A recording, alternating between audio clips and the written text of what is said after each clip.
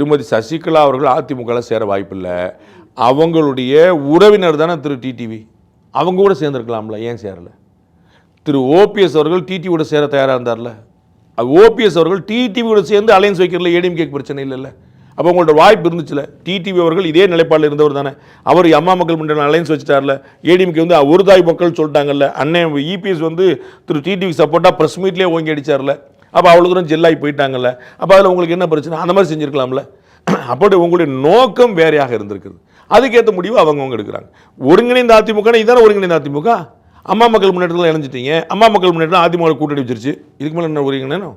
பாஜக இவங்களெல்லாம் சேர்க்கறதுக்கான முயற்சிகளை எடுத்து இபிஎஸ் அவர்கள் கேட்கல அப்படின்னு இருந்ததுன்னா, அப்போது ஓபிஎஸ் அவர்கள் சொன்ன மாதிரி இபிஎஸ் அவர்கள் அங்கே சர்வாதிகாரமாக செயல்படுறாங்கிறது விஷயமா, இல்லை பாஜக அதுக்கான முயற்சி எடுக்கலையா? பாஜக வந்து ரெக்வஸ்ட் பண்ண முடியும், சஜஸ்ட் பண்ண முடியும். இப்போ நான் வந்து பிகின்வுட் சேனலில் என்ன பண்ணலாம் அப்படின்னு சொல்லி நான் ஒரு சஜஷன் பண்ணால் நீங்கள் கேட்கலாம், கேட்காம இருக்கலாம்.